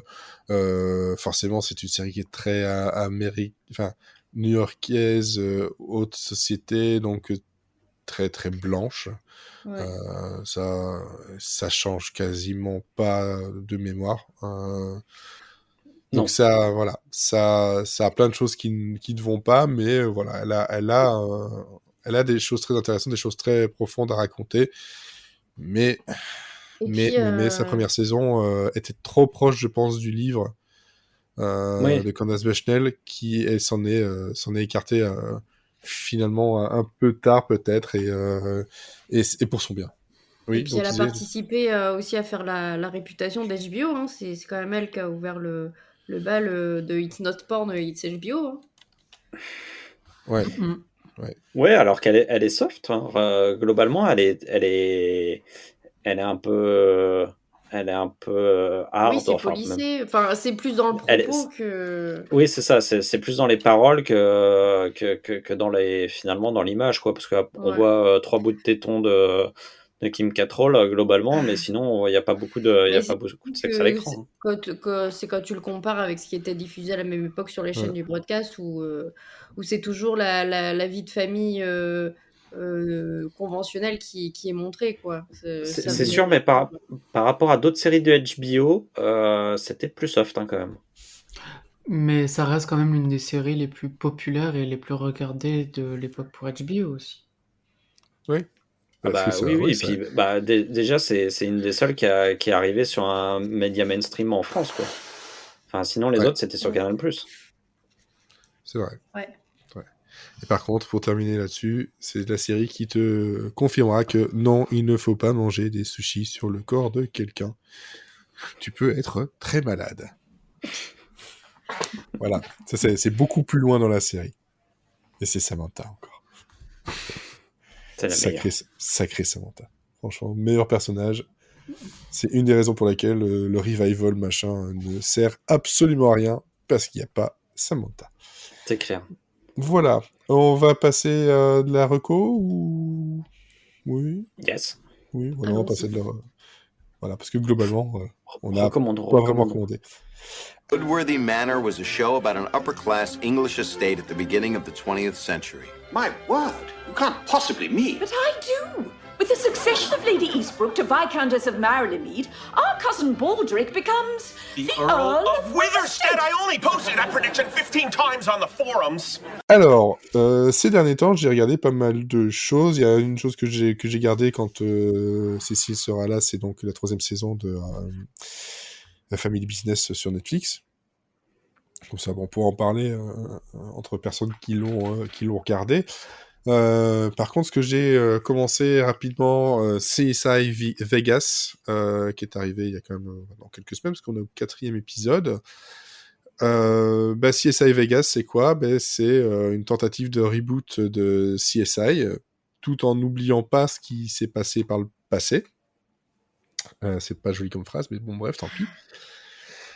C'est toujours Bruckheimer qui est derrière. Ça parle de quoi? Franchement, si vous avez aimé le premier CSI, vous serez pas déçus parce que c'est la même construction et de nouveaux gadgets, de nouveaux cas, etc. Mais chose pour les fans qui est assez intéressante, c'est que on a un fil rouge sur le personnage de David Hodges, qui était un des enquêteurs justement, qui se retrouve mêlé à une sombre affaire de vengeance. Donc il est un peu dans la merde, ce qui va faire que d'anciens personnages dont Grissom vont revenir. Donc on le sait dès la fin du premier épisode, et puis on l'a vu dans toutes les bandes annonces. Et donc on aura donc une construction très classique sur l'affaire de la semaine, plus l'avancée de l'enquête très très compliquée qui accable donc justement ce personnage. C'est filmé comme avant. On a des effets dans tous les sens qui vont pas bien vieillir par la suite, je le sens. C'est un peu dommage. C'était déjà le cas dans la première série. Hein, Ouais, c'est ça. Mais de toute façon, je sais plus qui disait ça, c'était que plus tu vas mettre d'effets, plus t'es sûr que ton truc va mal vieillir, quoi. Bon, après, ça reste sympa à regarder. Et puis on a un petit peu d'humour. Ça se passe de façon très souvent la nuit, parce que quand ça, on a les lumières de Vegas, voilà. On a le côté un peu gore qui est toujours bien là, et ça se regarde très très bien. Et je pense que même si vous n'avez pas vu l'original, vous n'avez pas besoin de le regarder, vous allez juste peut-être un peu perdre qui sont les personnages, les petits clins d'œil qu'il peut y avoir, mais voilà, le but c'est, je pense que au terme de cette première saison, de partir sur autre chose, quoi. En tout cas, de partir sur de nouvelles enquêtes et aventures. Je pense pas que le fil rouge va durer très longtemps. Voilà, le 4e épisode, c'est toujours le cas. Mais si vous avez l'occasion quand même de voir les premiers épisodes, les premières saisons de CSI, c'est quand même pas mal. Hein. Il y a un paquet d'épisodes très très bons là-dedans. Non, c'est ça. Je dis pas qu'il faut pas les regarder. C'est très Je bon. suis pas un grand fan de Dick Wolf et. C'était pas Dick Wolf, hein. Non, mais de genre de choses, tu vois, des procéduraux dans ce style-là et tout, mais celui-là est quand même. Il y a de très très très très bons épisodes, quoi. Ouais. Mais là, pour l'instant, on va dire que le fil rouge est souvent plus intéressant que l'enquête principale. Ça veut pas dire que c'est pas intéressant, mais c'est juste que moi, ayant vu le reste de la série, moi, ça m'intéresse beaucoup plus, parce que je me dis, merde, qu'est-ce qui leur arrive, quoi. Puis on redécouvre des personnages quand même plusieurs années plus tard, quoi. Grissom, moi, c'est un de mes personnages préférés de série. Hein. C'est un personnage que j'ai adoré suivre. J'ai adoré son évolution. J'ai adoré son côté un peu noir, mais toujours dans l'humour. C'est un personnage assez complexe qui m'a toujours intéressé, quoi. Il est très attachant, il est très humain, et il a toujours des choix et des manières de penser qui sont très intéressantes. Ouais. C'est toujours le cas ici, et donc il n'y a pas que lui, il y a aussi Sarah Seidel et Jim Brass qui sont dans les personnages qui sont de retour. Donc voilà, moi franchement je suis assez content. Et puis l'épisode tourné par Tarantino il est génial. Était ouf, quoi. C'était un vrai bon souvenir de série, quoi. Voilà, donc comme ça, je suis en train de regarder. J'en attendais pas grand-chose, et finalement ça s'est vraiment bien regardé. Juste dire que Curb Your Enthusiasm, après 1 an et demi de pause, est enfin reparti, et c'est toujours un plaisir de retrouver Larry David dans ses mésaventures et son côté je fais plein de conneries et je le fais pas forcément exprès. C'est un personnage qu'on adore détester tellement il peut être relou. Mais ça, voilà, c'est vraiment très très cool. Surtout la fin du premier épisode qui se termine dans un concert philharmonique qui joue la musique du générique. J'ai trouvé ça génial parce qu'en gros, tu finis là-dessus, tu te dis mais qu'est-ce qu'il va y avoir après? En fait, il y a rien. C'est le générique de fin. Tu les vois en train d'écouter la musique dans leur concert juste après l'épisode, quoi. C'est assez drôle. Et alors, juste pour le podcast d'aujourd'hui, j'ai cliqué au hasard dans Netflix et je suis tombé sur une série qui s'appelle An Astrological Guide for Broken Hearts. Voilà, donc le guide astrologique des cœurs brisés. Je pense que ça se traduit comme ça à peu près. Oui, voilà. En tout cas, j'ai pas trouvé de titre français en cherchant. C'est une série donc Netflix, mais une série italienne. Donc je connais absolument personne. Il y a 12 épisodes. Je pense qu'il y a eu 6 épisodes pour l'instant. Il va y avoir la suite dans un peu plus de temps. Là, c'est sorti le 27 octobre.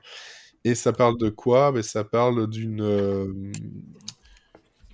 donc de Alice, une célibataire qui travaille dans une chaîne de télé italienne, dont les histoires de cœur ne vont pas forcément très très bien, qui va rencontrer quelqu'un qui va lui expliquer un peu le côté, comme quoi les astres et l'astrologie guident quand même beaucoup de ses choix, et à chaque fois elle va se retrouver à se dire ouais, effectivement ça travaille beaucoup.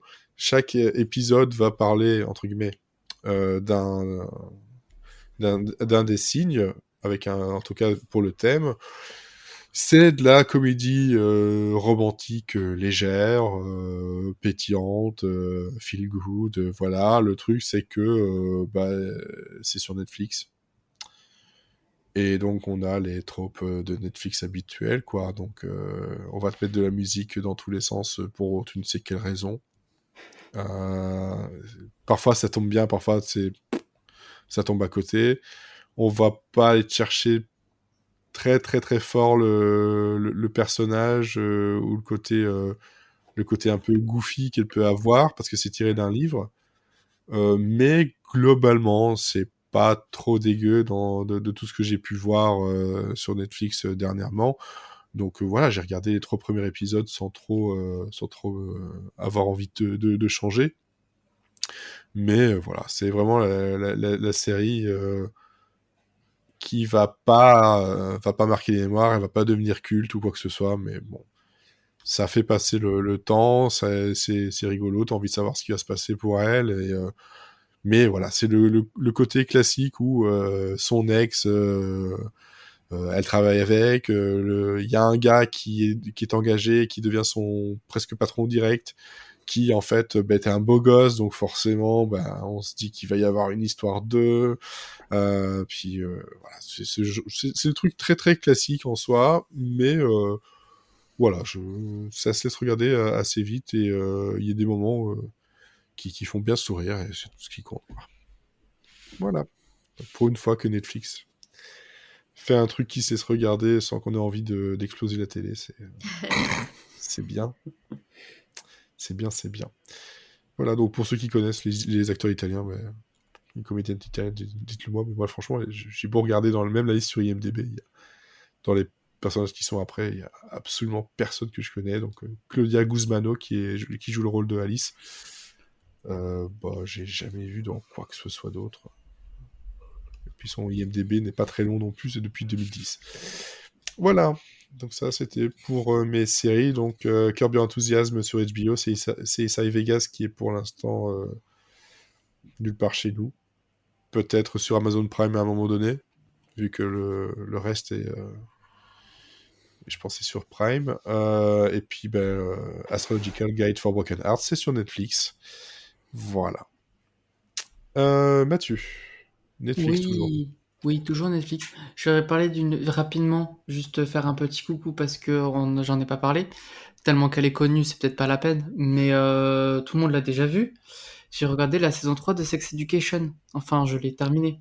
Ouais. Parce que je l'ai dégusté épisode par épisode. C'est bien, c'est ce qu'il faut faire. C'était très bien.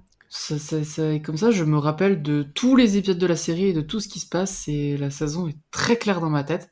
Ouais. Et je peux dire, vous allez peut-être me casser mon délire, mais que cette saison, sans compromis, était parfaite. Il y a Non, non. rien, Je suis tout à fait d'accord. il y a rien à redire. Ouais. À chaque épisode, je me suis dit, s'ils font ça, ils cassent leur délire. Et l'écriture va en pâtir, le développement des personnages, ça va moins marcher. Ou alors, ça sera du déjà vu et ça sera complètement... À chaque fois, sur chaque intrigue, ils sont arrivés à me surprendre dans cette saison 3. Ouais. Les personnages, même si j'en ai discuté avec d'autres personnes, par exemple, il y en a qui n'ont pas aimé certains personnages ou certaines évolutions. Moi, même si je ne cautionne pas, entre guillemets, les actions de certains personnages, je les comprends. Et je les ai vécus, j'ai déjà fait les mêmes erreurs qu'eux. Donc, pour moi, c'est vraiment une série qui parle de ma génération et genre un peu plus jeune que moi. Et vraiment, je sais que celui ou celle qui a écrit cette série sait de quoi elle parle, sait à qui elle parle et de qui elle parle. Et ça fait du bien de voir ça.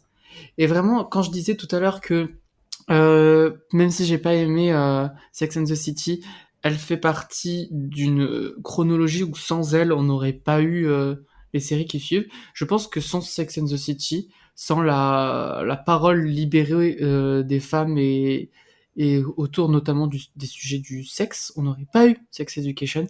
Mais là, la série en parle avec tellement de bienveillance, tellement de justesse et de bonne humeur tout le temps. Ils sont arrivés à faire un épisode sur un caca pendant 1 heure et j'ai trouvé ça hilarant et c'est toujours resté sur le fil et ils ont jamais débordé. Vraiment, il y a rien à redire. Donc, écoutez, ne vous Vous avez arrêtez pas. débordé. À chaque saison, on le dit, que cette Ça déborde un série peu, hein. est géniale et parfaite et d'utilité publique. Bah, Donc, la saison 2 était un peu plus faible. Avec le recul. je sais pas. Je m'en rappelle un peu moins que la saison 1, c'est vrai. Mais Voilà, la 1, elle a marqué parce que nouveauté, tout ça, machin, mais globalement, la 2, elle s'est un peu perdue sur certaines elle relations. restait dans ce qu'elle savait faire. La saison 3 fait la même chose, mais elle fait vraiment mieux. Ouais, Moi, Elle sait où elle va. je sais pas, moi je trouve que la série progresse de saison en saison parce que je trouve, par exemple, elle gère de mieux en mieux les personnages secondaires que sont les parents. Ils sont tous géniaux en saison 3. Et en fait, par exemple, en saison 1, les parents, ils sont un peu sous-traités. Et ça m'avait gêné à l'époque, et je trouve que depuis la saison 2, c'est mieux, et avec la saison 3, c'est mieux. C'est encore mieux. Moi, après, j'ai pas. J'ai beaucoup aimé la série. Je trouve qu'elle a encore des défauts. Je trouve qu'elle a encore une grosse marge de progression. Ce qui est bien, hein, mais par exemple, le proviseur, enfin, je sais pas comment on dit, la proviseure, l'approviseur qui arrive, par exemple, je sais pas ce qu'ils ont voulu faire avec ça. Donc, Eh ben, tu vois, moi, c'est peut-être justement l'intrigue qui m'a fait le plus peur. Parce que je me suis dit, pour que ce personnage soit intéressant, il faut qu'ils arrivent à l'humaniser. Et j'arrivais pas à m'attacher à elle. Et puis finalement, je m'y suis attaché. Puis à la fin, je l'ai redétesté. Mais justement... le problème, c'est que... Vas-y. Le problème, c'est que moi, j'ai l'impression qu'elles sont un peu de nulle part. Et Ouais, voilà, c'est ça. Moi, c'est juste plus qu'elle sortait de nulle part au début, mais après... Et puis qu'elle repart aussi vite qu'elle arrivait, quoi. Donc... Pas forcément, je pense qu'elle peut revenir en saison 4 sans trop de soucis. Je sais pas, parce que après, moi, je vois par rapport à l'autre proviseur qui était là avant, où on l'aimait pas, forcément, et puis on a appris à le connaître, et maintenant, on a envie de savoir ce qui va lui arriver, malgré le fait qu'il soit plus proviseur. Et alors que elle, finalement, je me dis, bon, si on s'intéresse plus à elle, bah, c'est pas grave, quoi. Pas forcément, parce que il y a quand même une de ces intrigues qui qui mériterait de s'y attarder encore un petit peu en dehors du lycée, que ça soit à travers elle ou un autre personnage, mais du coup, étant donné qu'elle a été développée en saison 3, autant la garder. Au moins pour, par exemple, la faire revenir pour un épisode et terminer ça serait sympa. Mais tu vois, moi je trouve que c'est un bon personnage parce que je me suis dit, je vais la détester, et puis finalement, il y a un petit moment, juste une scène, qui était tellement bien écrite que j'ai fait, ah merde, putain, ils m'ont eu, parce que je cautionne absolument pas ce qu'elle fait, mais en même temps, je comprends pourquoi elle le fait. Et là, j'étais pris au piège. Et du coup, ça a duré pendant tout le reste de la saison. Et c'est ça avec tous les personnages. Et ça, c'est très très Ouais, fort. j'ai trouvé ça un peu facile en fait avec ce personnage-là. Mais bon, même le truc dont tu parles qui est. C'est. Je sais pas, j'ai l'impression qu'il est moins fouillé que les autres. J'ai l'impression il est moins. Il sert plus de prétexte en fait pour faire pour que les intrigues puissent se mouvoir entre elles. Et en fait, ça sert de plaque tournante pour créer du conflit, pour créer. Mais globalement, je sais pas, j'ai pas vu son utilité dans le truc, quoi. Alors, par exemple, le personnage d'Adam, pour moi, il gagne en profondeur de saison en saison. Enfin, c'est vraiment un personnage que j'aime beaucoup, beaucoup, beaucoup. Et son acteur, il est fabuleux, hein, franchement. Ah, mais Enfin, il est c'est incroyable. réussi. Enfin, le mec, il faut qu'il arrive à faire passer des choses avec le minimum de mimique et le minimum d'expression. C'est quand même assez balèze, quoi. Il arrive à dégager une émotion, un truc, alors qu'il ne fait presque rien de son visage, quoi. Et pourtant, on y croit, on est avec lui, on l'aime, et pareil, lui, à la base, c'est un personnage qu'on devrait ne pas aimer, quoi. Et ils ont fait un peu la même chose, mais de manière différente, et donc, du coup, aussi intelligente je sais plus comment elle s'appelle, Ruby, je crois, la copine Oui, de Ruby, elle était géniale. Hein, elle a volé. Otis. Twitter était en feu. Elle a volé la vedette à tout le monde. Ouais, elle est top. Enfin, franchement, c'est vraiment bien. Et même Gillian Anderson, enfin, franchement, c'est quand même une grande actrice, elle, quand même. Mm-hmm. Enfin, moi, c'est vraiment une actrice que j'aime depuis X-Files, j'aime tout ce qu'elle a fait, en fait. Et justement, je l'avais trouvé un peu en dessous dans la saison 1. Et là, je retrouve la grande Gillian Anderson. Enfin, elle est vraiment bien, quoi. Je suis même arrivé à aimer Otis en saison 3. C'est quand même, pour quelqu'un qui déteste Isa Butterfield, c'est quand même une belle performance. Et l'intrigue d'Eric était quand même... les gens l'ont pas aimé, moi je l'ai trouvée absolument fabuleuse et d'une justesse incroyable. Ce qui marche avec Eric et Otis, c'est leur binôme, hein. Enfin, quand ils dansent un moment dans les escaliers, je trouve que c'est une très très très belle scène de télévision, hein. Mm. Moi, c'est une des images qui me restera tout d'un coup, tu sens qu'il y a une connexion quand même qui se passe entre les deux acteurs. Tu peux pas faire ça si les deux acteurs ils s'entendent pas bien, quoi. Et tu sens qu'il y a un truc presque naturel. Tu te demandes presque si la scène elle a pas été improvisée ou si enfin il y a un truc, il y a une fraîcheur qui se dégage des deux qui fait que on est forcément attaché à eux, quoi. T'es obligé à un moment donné. Enfin bref, Sex Education, c'était que du plaisir et que du bonheur. Et si vous l'avez toujours pas vu et que vous vous rebutez à une réputation, allez-y, quoi, parce que c'est con. Et s'il continue à s'améliorer comme ça peut devenir quand même une grande série. Alors, moi, j'espère qu'ils vont les faire enfin passer parce que là, ça fait 3 ans qu'ils sont au collège, c'est ça? Au lycée. Ouais, mais là-bas, c'est le collège, non? Enfin, Non, college, non, c'est université. Je sais jamais.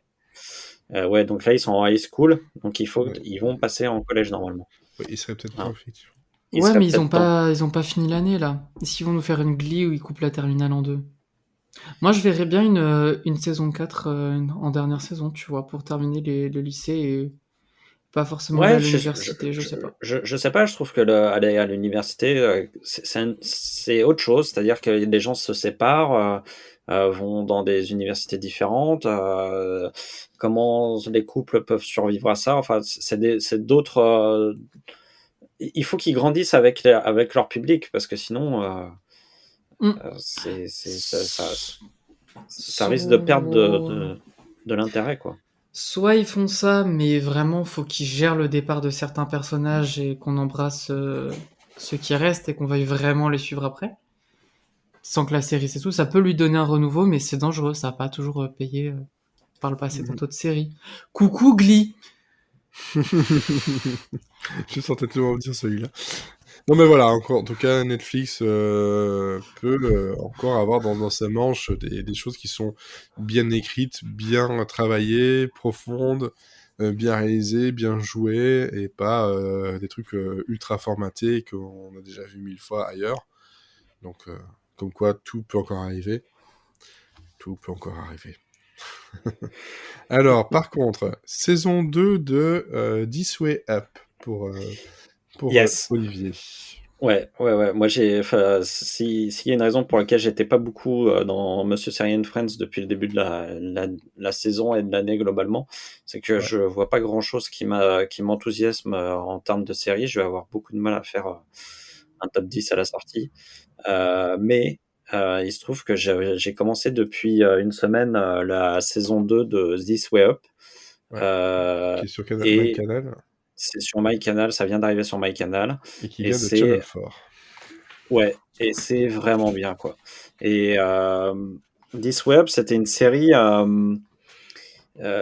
avait une saison 1 un peu spéciale parce que c'était à la fois...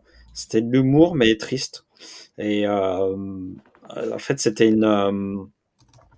je sais pas si on en avait parlé dans le podcast déjà. Je pense pas. Je n'ai pas de souvenir là-dessus, mais de toute façon, un petit rappel. Ouais, et en fait, du coup, donc c'était alors, il va falloir que je prononce son nom. C'est Onyé.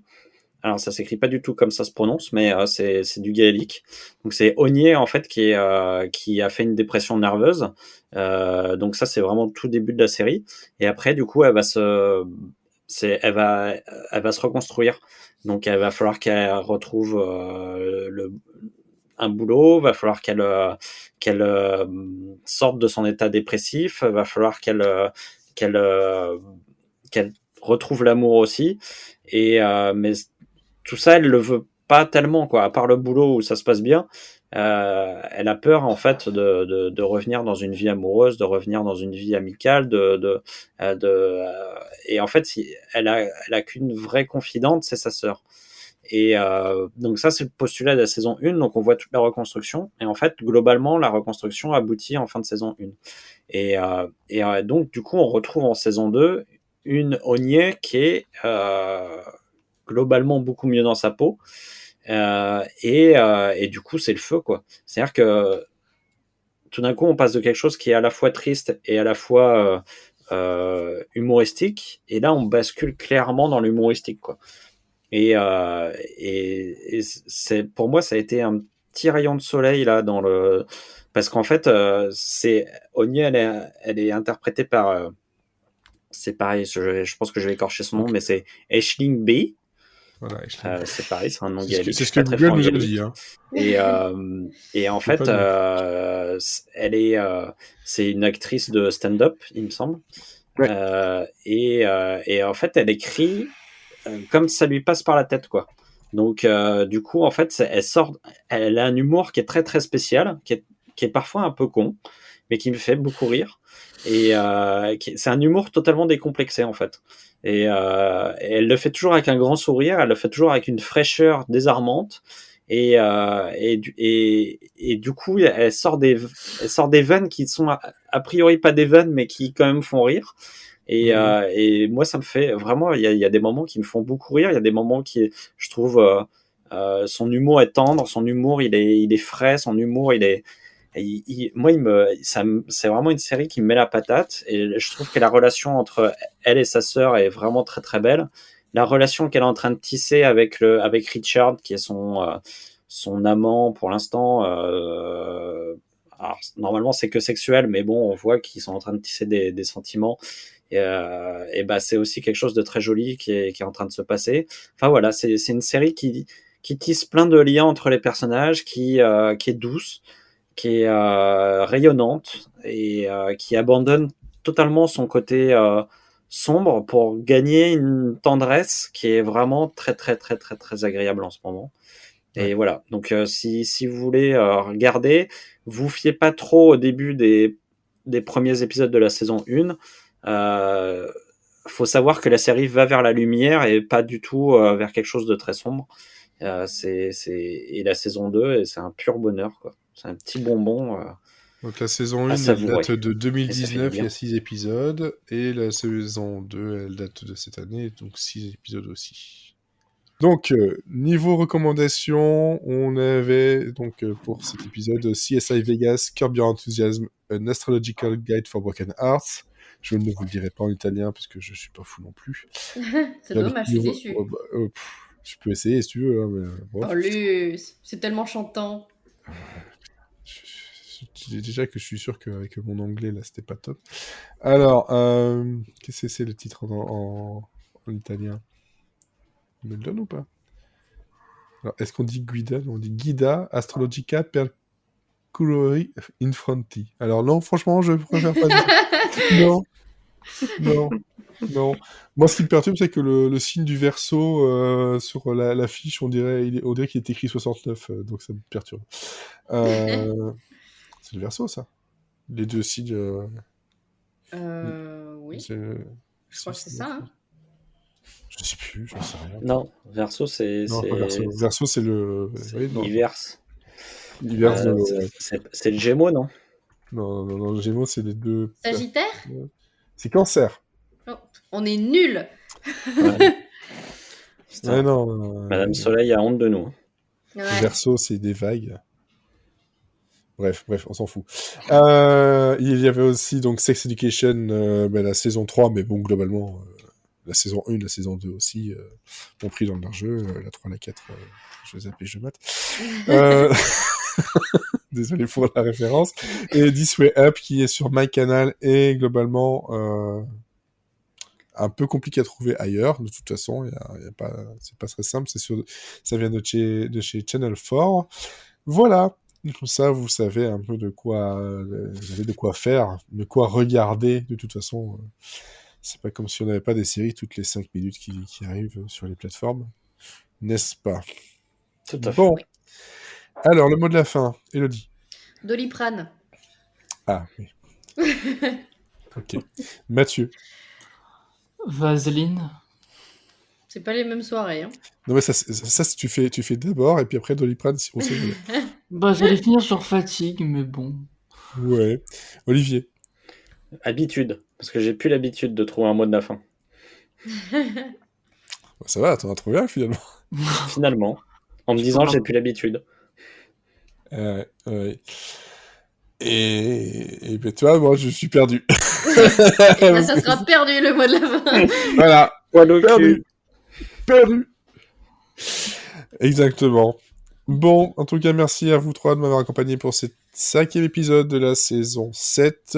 On vous remercie aussi de nous avoir écoutés. N'hésitez pas à commenter, liker, partager. Vous connaissez la rengaine. Et aussi à nous soutenir d'une façon ou d'une autre sur utip.io. Parce que ça fait plaisir.